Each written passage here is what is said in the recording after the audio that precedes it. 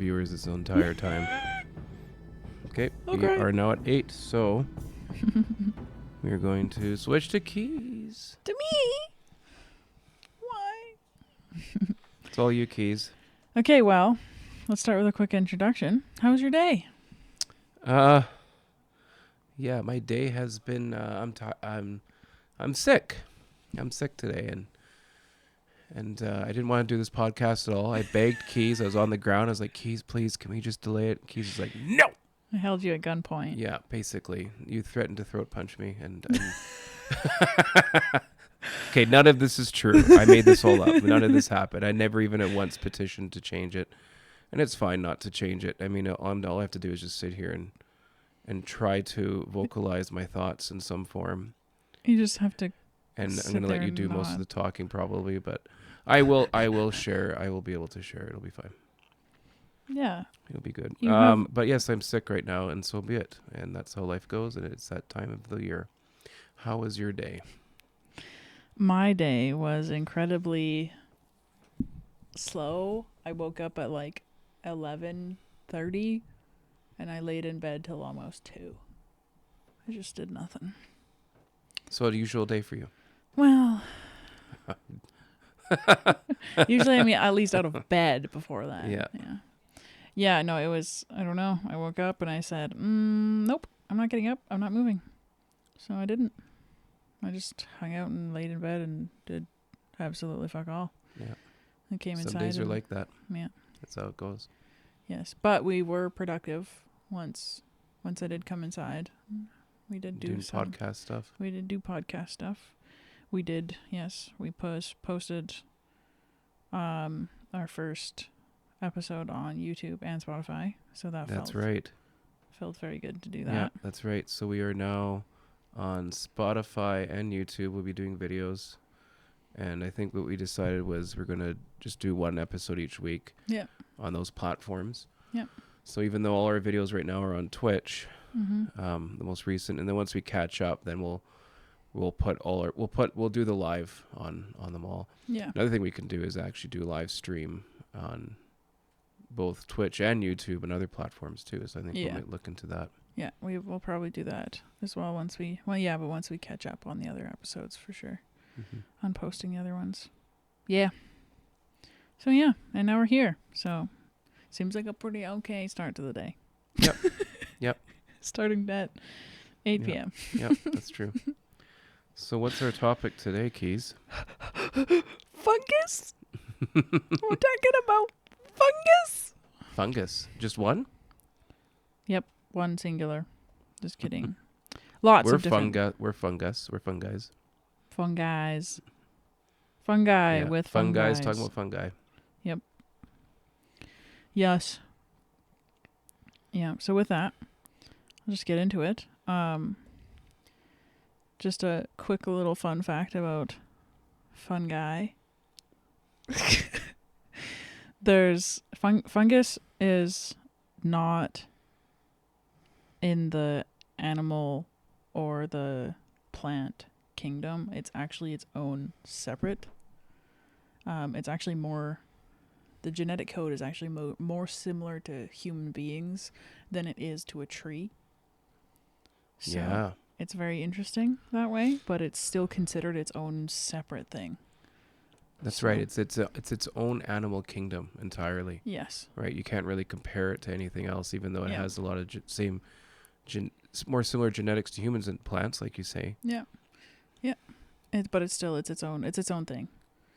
And with that, the main 3 types of fungus is mushrooms, which we all know and love. Mold, which is something we all know and hate, and yeast. Those are the main 3. And then kind of there's a few different other categories, I guess, of fungus. Another one would be rust. Another one would be smuts, which is plant diseases and which is commonly for starch plants, corn is the most common, and mildews. So those are some of the categories, I guess you could say. Yeah, it's quite diverse. It's quite diverse still. There's a lot. It's all over the place. We're exposed to it all the time. We're breathing in mold all the time. mold spores in homes. There's mold spores all the time. Actually, my mom and I, we got a mold test kit that you can buy, and it's just like a petri dish, and you just leave it in the room for, I think, like only 3 to 4 hours, Mm-hmm. and you just see what it catches, and you close the lid, you tighten it up, seal it really well, and just see what grows. The thing is that you don't really know what's growing because there's so many organisms, So right? It's many. so diverse, and Yeah. you really can't tell just by observing it. Yeah. I mean, if by observing it, if it's looking like black and nasty and red, then I'll be like, well, there's some weird shit going on here. Yeah. But it was actually the results, at least from my observation, didn't look too bad. Yeah. Yeah, that's good. It's crazy how common mold grows in a lot of our homes. It's disgusting, actually, but Mm-hmm. yeah, and with how much, like, how horrible it affects you, like how horribly it affects people, it's insane. With Mm-hmm. there should be more ways to prevent it, but Yeah, at least reduce the certain types of mold that yeah, are forming in the house. yeah, That's a challenging one. yeah, Right, and it's something actually to observe because we never know, especially in older homes, and if there's been water damage of any kind, yeah, you don't know what kind of mold might be growing in there. yeah, exactly. Yeah. One interesting thing I was reading about, like, and this is something I kind of knew before, but it's a good reminder that with mushrooms, when you look at the mushrooms itself, that's just the fruiting body, right? That's the body Yeah. that comes out Yeah. that releases the spores, but the actual organism itself is the mycelium network Mm-hmm. that goes so deep into the ground. Mm-hmm. Right, that's the real organism itself. Yeah. That's like the mushrooms that are the little mushrooms that we see is just the flowers, basically. Yeah, yeah. Yeah. Yeah, which is really cool. Yeah, like mycelium itself is an amazing part of our world right now. Like, it's one of the main ways that we have, like, that decomposition happens is through mycelium, and like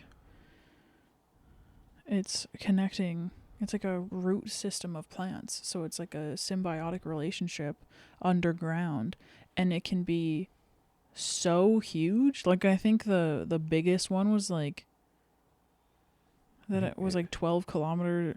Yeah, it was at least, I know we Something like we that. kind of watched a small little video on Yeah, that. I remember it was like 9 kilometers by 9 kilometers, if I recall. something like that. Yeah, around that. At least one of them. I mean, that's what we know of, Yeah, exactly. right? That's A studied, network, yeah. and it's still all one large network. And it's like, what, 1,200 years old Yeah, from what they could tell. yeah, Yeah. that's wild. And it's true what you say about mushrooms too. They're like the Earth's recyclers. Yeah, if we Right. didn't have mushrooms, we wouldn't have the capability to have soil in the way that we do. It would, after like 10 years of using crops, of growing crops, we would, if we didn't have mushrooms, that would be it. There would be no, the soil would Yeah. basically just be depleted. Yes. Yeah, that's actually a good one that you mentioned there. That reminds me because in monoculture, they use a lot of fungicides that are used, Mm-hmm. right? And along with pesticides and herbicides, Mm-hmm. which also wipes out the other organisms. Yeah. But in permaculture, right, where it's more of a holistic approach, where you're allowing the earth to provide the nutrients that it needs, right? You're allowing the whole ecosystem to thrive as it's supposed to, Yeah. right? And with more permaculture approach, you want that you want that fungus in the earth, right? You Yeah. want that be there in order to provide those proper nutrients. And monoculture, they just load it up with nitrogen. Yep. And yes, you'll get big crops, but the nutrients density is reduced drastically. That's shit. Yeah. Yeah, like this last summer, I guess, in May, I was in my hometown, and I briefly helped my grandpa and my dad when my grandpa was fertilizing one of our fields, and they had bought this really expensive worm shit. It was what it was. It was worm shit. So it was really good quality, and it's something that would at least have more nutrients, because it's at least from some form of a, like, decomposer because worms are also great for that, but it's outsourced and it's expensive. So it's just like the way that we harvest crops right now is so detrimental. It's so detrimental. It would be, it's annoying because it's one of the easiest ways to get a big yield is by just having a straight crop. Like it would, like, you know how hard it would be so difficult if you had trees everywhere and you had the mushrooms everywhere still and an entire ecosystem, and you had just randomly planted a bunch of plants and you had to like individually harvest it all. Like that would be insanely difficult. But it's like it would be the most nutrient dense way. Mm-hmm. But you would get like a quarter of the crop. Yeah. So speaking of nutrients, what do mushrooms provide for us? What do these fungi help us with, as far as consuming the fungi itself? That depends on what type we're talking about. There's many different types of consumable mushrooms. Some of them being like just for regular food reasons. Right? Like you have like whatever types of different mushrooms that are just edible just to eat them. Or there's the ones that cremini mushrooms are most common. Yeah. Most commonly seen in the marketplace, cremini and portobello. Yeah. Those are like the standard that you see, that most people, the largest portion of mushrooms that are purchased in the supermarkets are those mushrooms. Yes. Yeah, which makes sense because I love both of them. They're fucking delicious. I love mushrooms. Sauteed mushrooms and onions. Could taste it right now. Yeah. I know for myself, I do prefer to get mushrooms that are not in that family. I kind of seek out. Do you like oyster mushrooms? Yes. Really? Oh, yes. Oh, I love oyster. Oh, yeah. You're nasty. What's wrong with oyster mushrooms? Oyster mushrooms are great. There's another one too. It's used in Asian cuisine quite a bit too. Shiitake? Not shiitake. What are they called? Enoki. I think they're called enoki mushrooms. Oh, yeah. Yeah, enoki mushrooms are great. And they're like, they got kind of like this almost fruity kind of taste to it. And they got a nice crunch. And if you add that into like, Mm-hmm. they're fruity and crunchy and they're delicious. And you add them to like a ramen soup or something. Are those ones like the long, thin ones? Long, thin, okay. Yeah. I've never tried those, and I still want to try them. But the fact that you said that they're crunchy, they got a little bit of a crunch. Makes me question if I want to try them. But not your texture. I don't know. Just mushrooms have always been soft to me, so to think about a crunchy mushroom just seems. Well, if you cook it long enough, it'll be softer. Okay, all right, fair enough. Yeah, but yeah, and then for like, obviously that's like the edible things. Just for the nutrient-based stuff, but we also have like lion's mane is the main one, and then the other one that's also consumable is psychedelics. So those are both things that I want to talk about, but maybe well, one thing I was reading about mushrooms too is they contain beta glucans. I ain't no expert on this. I'm just reading what got written here, but what that does is it helps to regulate the immune response. So it's not just boosting it, but regulates your immune system, and also helps to reduce inflammation. Wow. So that's just from your average day mushrooms that you have. All these mushrooms have that. But yeah, mentioning lion's mane, my goodness, that is a good one. I'm really sad that I can't take it right now because I'm preparing for surgery, so I'm not allowed. Anyways. I am. Yeah, but you forgot to take it today. No, I did take it. Afterward, like when After I said you? I forgot to take it. And then I said because I figured I better take it because I know when this podcast starts, I'm gonna get heck for not taking it. I'll give myself heck for not doing it because we're talking about mushrooms. I should take my mushrooms. Yeah. Yes. So, talking on lion's mane. Yeah, go for it. Yeah, if we wanted to just dive into that. These are just some of the things that I was finding. It provides cognitive support, regenerative quality.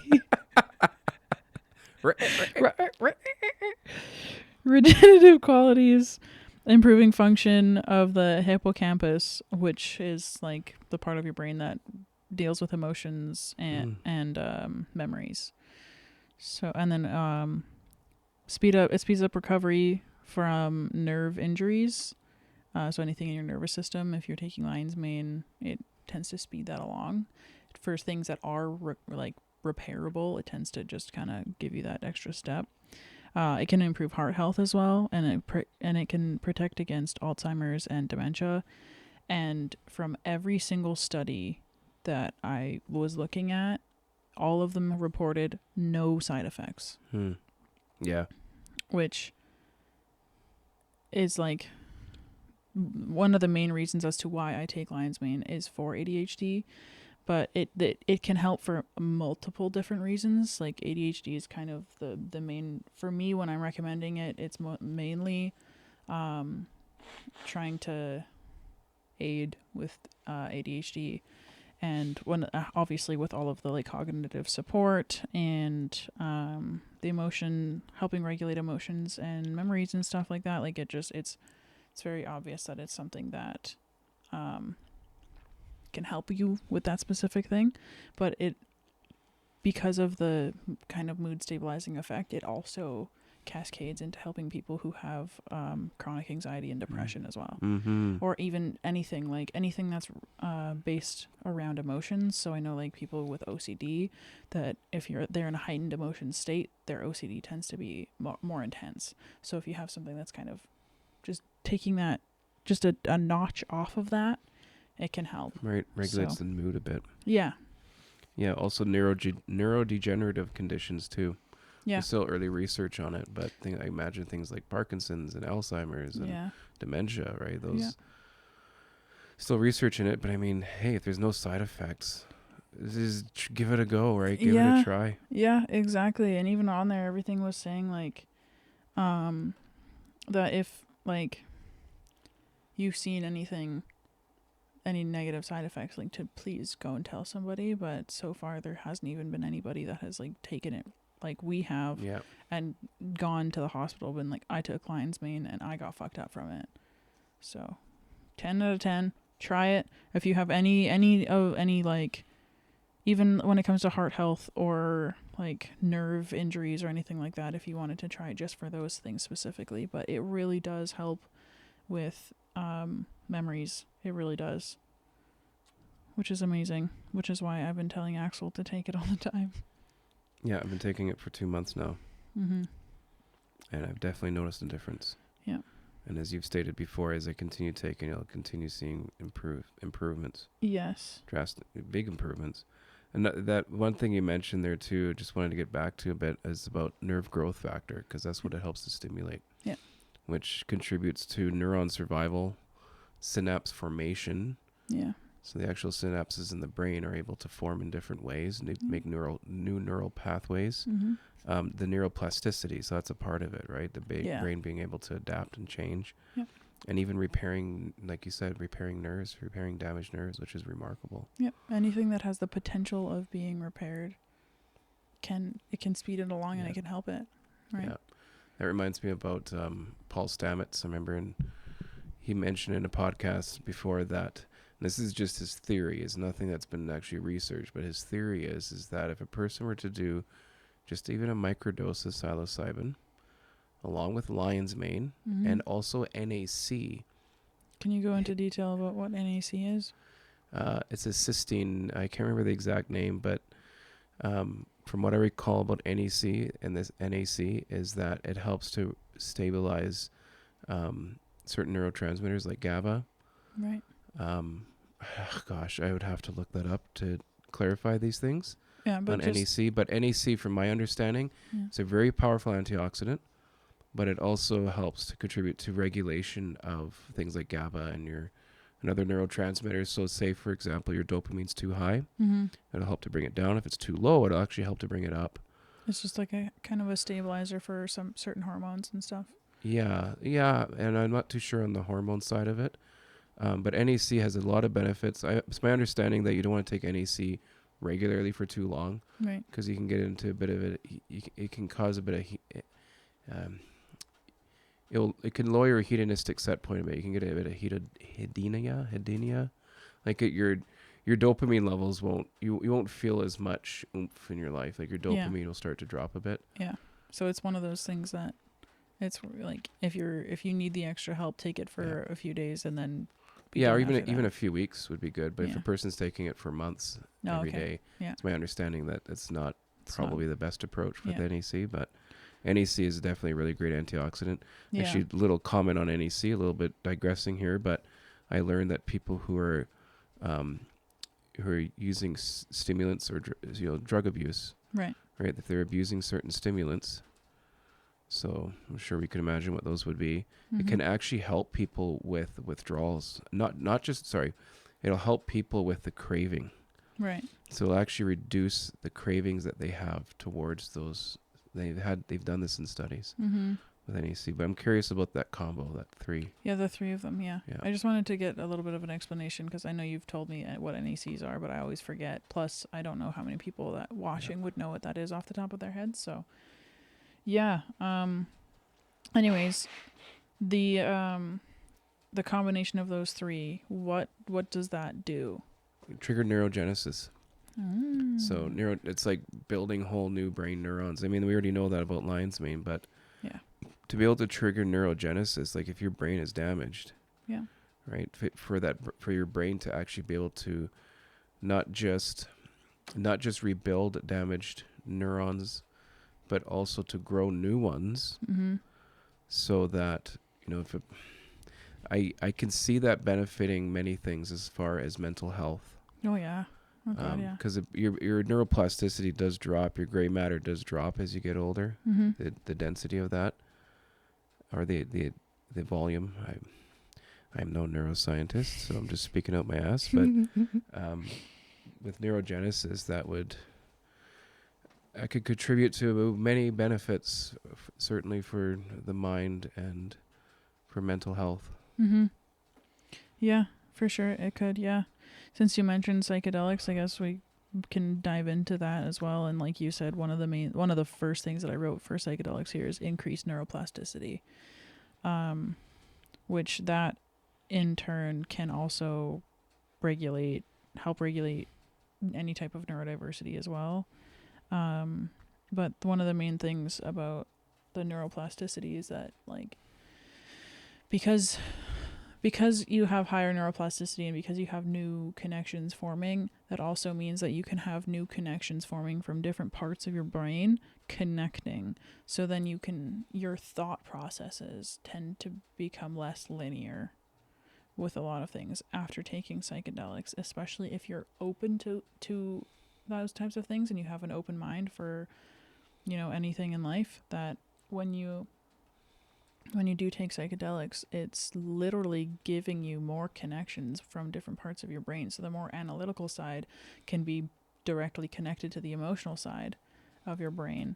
So then maybe there's a little bit more of an understanding between those two in your brain itself, which then cascades down into the rest of your life, which is just so amazing to think about. Yeah. On that too, I guess just talking about psychedelics, like one of my main things that I really appreciate about psychedelics and the fact that I have taken them was the ego deaths that I had, which were, oh my god, it's so intense. It literally feels like, it genuinely feels like a part of you is dying when you're going through an ego death. There's a part of you that is dying. And that used to freak me out, that thought of like, oh my god, like if a part of me is dying, then that means I'm losing a part of myself. And then it was like, What are you losing? no. Is it, yeah, what are you losing? Is it, if it feels like you're losing it, then that's obviously a bad way to think about it. That's because I realized that about myself. Like, my most recent ego death, which I have talked to you about quite a few times now, was the fact that I realized that I was trans, and it felt like I was losing a part of myself, because I had to cry, and I was releasing so much emotion, so much pent up emotion, and it was so intense. But then I kind of realized that Death is such a natural part of life that in order to have growth, certain things need to come to an end. And for me, that ending was having the gender identity of being a woman. That had ended, and that in turn created the opportunity for me to be able to figure out the rest of my gender. I still have no idea. I still bounce around between everything, but I know at the very least that I'm not a woman, which is a crazy realization to have. It was something that I had realized a long, long time ago when I was a kid, but it was so suppressed. And so the reason that I love psychedelics specifically is because when you're ready, it forces it out of you. It's like, okay, you chose to take me today. You're mentally prepared now. So I'm going to drag that shit that's like deep down in there, and I'm pulling it out of you and throwing it away. And you're going to feel it. You're going to feel it rise up all the way from the bottom of your stomach all the way up until it's gone. Wow. And then boom. That's what an ego death has been. That's what all of my ego deaths have been like. But that was specifically my most recent one. And life-changing, too. Oh, yeah. It completely shifted your entire Yep. paradigm of yourself. Yeah. When your ego dissolves to that state, right? Then you have to find a way to restructure it, or rather, you're taking on what no longer fits for you, and then you have to, over time, you're rebuilding it from there. Like with things like psilocybin, it's not less to do with it adding something to you, but more so removing filters, removing barriers, removing walls. Yeah. The walls come down. The ego puts up those walls, those protections on ourselves. And then when in that state, I've had my own ego death, not from psilocybin, but I've experienced what that's like when you're just, you have no recall of who you are. You are none of that. Whoever you were is completely gone in that moment. And from there, it's like I feel that the true self is able to emerge. Yeah. Yes, it's definitely an intense thing for sure. Whether or not you have an ego death, which is related to psilocybin, is not really all that relevant, because no matter what, an ego death is an ego death. It's just far more common that people have ego deaths when they do take psychedelics, when they are in a safe environment to be able to experience that ego death. But yeah, that's exactly it. Like it's literally it's your ego is building walls about up around about who you are, what you are, and all of these other things that we hold on to because we are so fucking scared to be anything other than to have any idea, to not know who you are, to not be contained, to not be like, okay, this is me, I'm this, and to think about like this, you're right here, and then to be like, what's over there, what's that, no, that's scary, I'm gonna stay right here. It's from my experiences, psilocybin has cracked that open and opened me up to other possibilities. And I've been able to experience a lot more in life because of it. Yeah. I used to be so anxious and I did have some depression as well when I was younger, and I found once I started taking psychedelics, I didn't really have depression anymore, and it aided with anxiety as well. So it's an amazing mushroom for sure. Yeah, and like you say about depression. Yeah. Absolutely aids in that. And there's things like microdosing I had mentioned earlier. Yeah.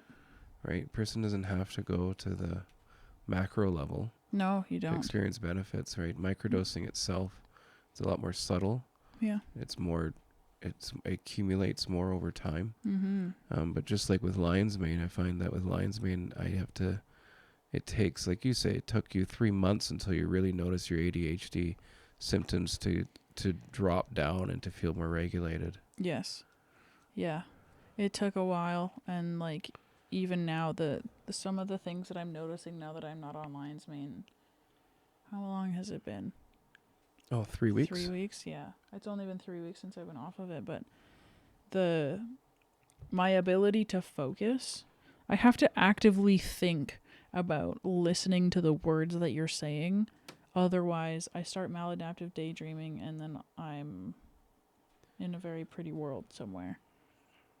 So I've definitely noticed a decline in my cognitive ability to pay attention. Right, your basically. focus. My focus, yeah. Yeah. No focus, no brain. Smooth brain. Well, it's because you're looking for other forms of stimulation. Yeah. Or your brain wants to get more stimulation, and when it's when it's feeling a bit more dysregulated, it's like, well, now I'm going to go, like you say, maladaptive daydreaming. Yes. Or you start going into some other state of mind. Yeah, there's been quite a few times that I've been trying to have conversations with someone, and I'm just like, I don't know what the fuck you're saying. It literally sounds like someone's speaking in tongues if if I'm not trying really hard to pay attention to what they're saying, then yeah, it just sounds like the fucking parents and what's that called? Where they go whoop whoop whoop whoop whoop whoop whoop. Charlie Brown. Charlie Brown, that's wop, wop, wop, wop, whoop wop, whoop wop. whoop whoop whoop whoop. That's exactly what it sounds like to me when people are talking and I'm not paying attention. Oh my god, it's insane. It's insane. Yeah. Well, there's other kinds. Is there anything else to share on that side of things? On psychedelics? Yeah. That was kind of most of what I wanted to say. Is there anything else you wanted to touch on for psychedelics? On that side of things, I mean, I always think about, oh gosh, I'm sick, so that's my excuse for brain not working correctly. Mm-hmm. Took my lion's mane late today too. It'll come back to me. He's kind of been a huge proponent of psychedelic mushrooms. My goodness. The guy that took a bunch and climbed in a tree. Well, that's Paul Stamets, actually. Oh, that is Paul. Okay. Yeah, Paul Stamets did that. Yeah. Yeah. Why can't I think of it? This guy actually, he died from a brain tumor that looked like a giant mushroom in his brain. What the fuck? Yeah. That's hilarious. Are you looking it up now? Yeah. Why my brain? This. You get locked in. I know. Brain's just not working like it should today. That's fine. It's because you're gay. Terrence McKenna. No idea who that is. You don't know Terrence McKenna? Wow. Show me a picture. Wow. Terrence McKenna he's a remarkable human. His vocabulary is astounding. The way he's able to share thoughts and ideas. Oh, I've seen of this guy. Yeah, yes. and he's had a lot of I'm just bad with names, that's all. Yeah, he's had a lot of discourses that he's shared, and he has really gone. He went so far into these things, right? Mm-hmm. He blasted off so farther than the vast majority ever would. The psychonaut pioneer of his time. He died in 2000. Term. Psychonaut, yeah. Psychonaut. Remarkable human, but he shared a lot of his experiences too. Yeah. From using these things and what his journeys through it, and even get to the point where he would get these kind of downloads that felt almost prophetic in a way. But yeah, he's a remarkable human. Yeah. I think it'd be a good one to do some more research and discuss in the future. Yeah. On that, just what he's the one who proposed the stoned ape theory. I think a lot of people have heard about. Yeah, I feel like I believe. Well, I think Paul Stamets talked about it, but I'm pretty sure McKenna is the one who proposed the idea about the stoned ape theory, and just how apes ended up evolving to a state of individuality and basically the birth of the ego in a way. The I am emerged as a result of consuming psychedelic mushrooms. Right. Yeah. Yeah. No. But there's outside of that, there was just a few things I was going to mention here about other kinds of mushrooms that can be quite beneficial for health. Yeah. And for the mind and the body, and some of those are like reishi mushrooms. I'm sure people have heard of those. So that helps with reducing stress. It actually helps with sleep. Maybe I And should again, take that. too, it helps with the immune system a lot. So maybe I should be taking reishi right now. Mm-hmm. Also, chaga. Yeah. Chaga mushrooms, very really high common in B one. vitamins, if I recall. Yeah. Really powerful antioxidant, and it's also good for the gut and the immune system. Mm.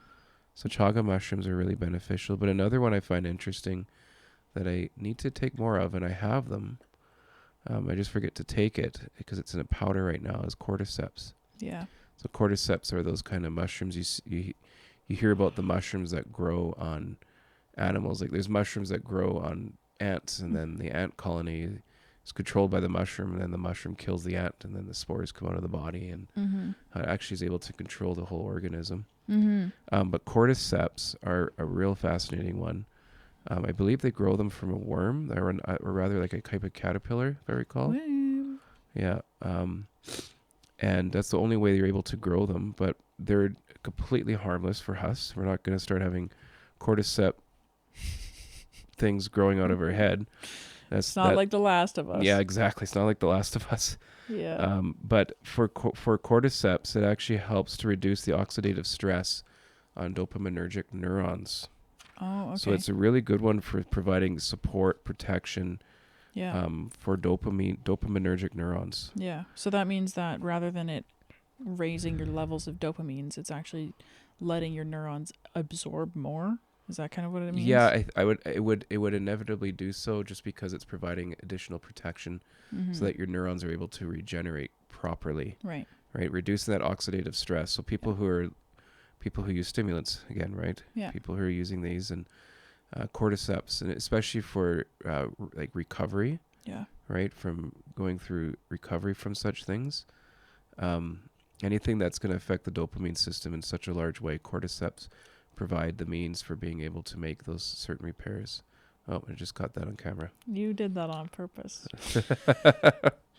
Sorry, I'm so boring. But yeah, it also helps with stress. It helps with burnout. Oh, yeah. Cordyceps. Yeah. I really need to start taking cordyceps every day. You know what I've been thinking about this whole time that you've been naming all of these mushrooms? The fact that I have a 5 mushroom tincture that has all of these mushrooms in my RV right now, that you should just have some for your sickness. Because you're nasty. I also have usnea that I've been meaning to bring in for you. Yeah. Yeah, so it's cordyceps are generally considered a mushroom that helps to provide more energy. That's good. Right, Yeah. it's a good energy boosting one in that sense too. Then I would take only in the mornings. Yeah. Would be the recommendation on that for myself. But yeah, cordyceps is a very underrated one. Yeah. And one that I wish to adopt more. So I'm going to start taking those regularly after this discussion, and report back in a month or two and see what the results are from it. Something else, just one more thing I'll mention on this too. I talked about how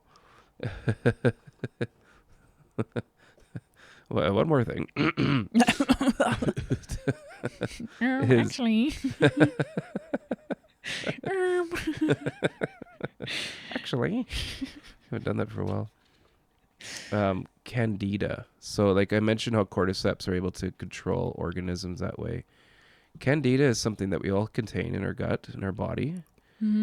Typically it's under control, but when we're taking certain things like too much sugary foods, improper diet, especially if we had large courses of antibiotics, candida overgrowth can occur.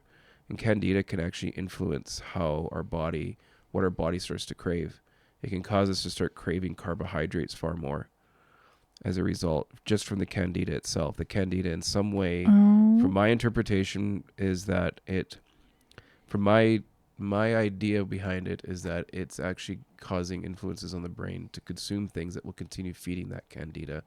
And candida overgrowth is one that is missed a lot in people's health, of what can be affecting them. I know I've had candida overgrowth in the past contained within my gut, and getting that under control is a major challenge. I'm certain I still have issues there within my small intestine. So what did you say helps with that? With removing candida? Yes. Well, usually what it typically would look like is a candida diet would be the best course. which is reducing reducing the carbohydrate intake, but not to the point of ketosis. Doesn't have to go to the point of ketosis. Yeah. But just removing a lot of those sugary foods, no alcohol, fibrous foods, foods that help provide like support to the immune system, Mm-hmm. Mm-hmm. ginger, things like that. Also, what helps is apple cider vinegar. Okay. Helps to bring some balance back into the gut that way. Yeah. Some other methods, reducing stress. There's a lot of different things that can help reducing candida. Another one too, black seed oil. Black seed oil is a fantastic one. That can that's a whole different topic on its own. Black seed oil is amazing, but that can help too. But it's something that takes time. Yeah. It takes time and patience. Yeah. Yeah. No, that makes sense. Yeah. Another really cool mushroom that I do want to bring up. 2 types, actually. I'm gonna botch this. Oh fuck. Pestalothiopsis. Fuck. Microspora. Okay, great. Everybody knows what that is. Great.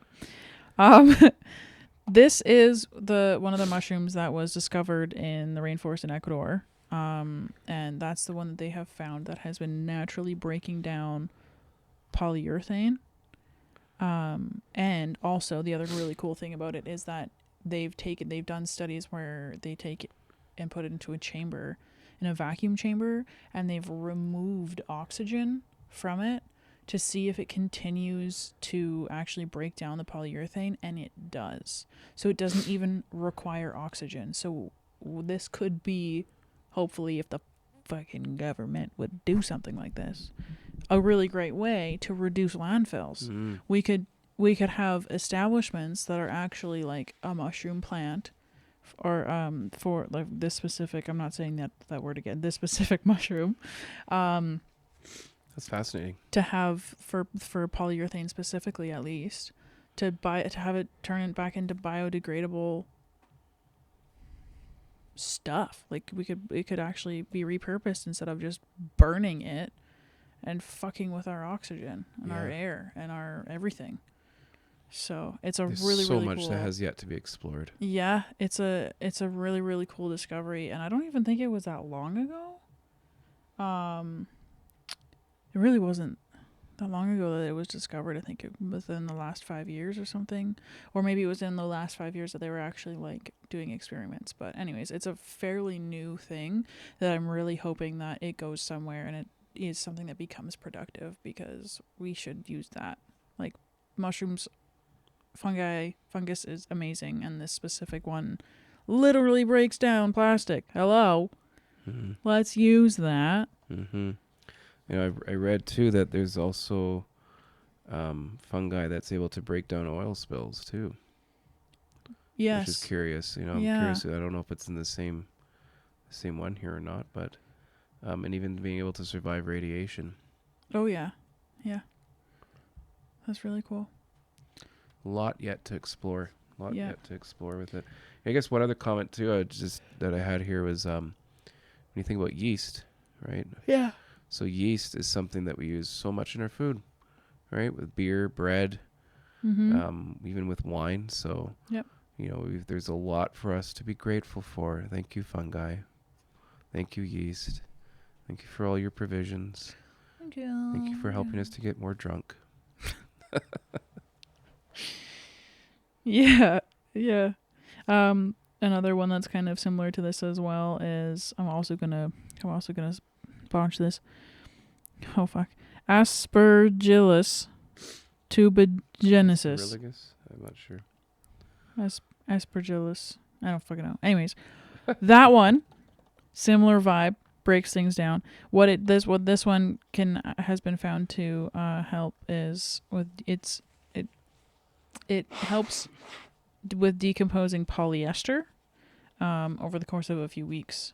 So any type of polyester things in the landfill like could be used, like that mushroom could be used to help decompose polyester. So then once again it can be used as soil once it's been fully decomposed. which is great. This one was discovered in a landfill in Pakistan, which was also a fairly recent discovery, which is really fucking cool. But yeah, so man, fungus is amazing, dude. Yeah, I it should have is. put my mushroom hat on. I crocheted this. Okay. I'm mad. Okay, we're gonna stop the We're podcast. restarting. We're gonna restart this whole thing. On pause now. Maybe I'll put it in post. Put the be back soon thing on, and Yeah, I'll back run. soon. I'll run right now and go get my hat. Fuck. No, it's all right. Can't believe I didn't think of that. That's okay. No, I'm Next time we'll have to just do mushroom part 2, fungi 2. pissed. I'm pissed off. Yeah, next time we can just do psychedelics and then go live. We'll sit here talking about something we think is really profound, but it's like, dude, these colors are amazing, dude. Yeah. Yeah. Well, there's certainly more we could possibly talk about here, but I think we've covered it pretty well. Yeah. For the most part, I think, yeah. It's all I got on my page, so. Yeah. Yeah. Yeah. There's so much more I could get into, but we Yeah. don't want to be talking for too long. No. Yeah, so I guess just to sum it all up, fungi are amazing. They're awesome. Mm-hmm. But there's one thing we didn't mention, though, is that they're also can be deadly. Yep. Right? There are fungi out there that can kill you. Yep. So it's something like, you're going out foraging. You really got to know what you're doing. Yes. You got to have the right guide. You can't just rely on an app. I sure wouldn't. Oh my God, no. Yeah, if you're picking wild mushrooms, just make sure you know what you're doing, and Yes. you have someone with you who's done this a lot before. Also, yeah. That's something I'd be definitely very cautious of. Yeah. But yeah, even though that may be the case, they provide so much to their ecosystem. They provide so much to us. Mm-hmm. Right? There's so much that is just underutilized, I would say. Yes. If anything, I'd say that we need more fungus on this planet. We need more fungus in us. More fun guys, if you will. Yeah. Bring on the fungi. I just seen a comment here that said ants grow fungi for food. Yeah, I have actually seen that ants have been.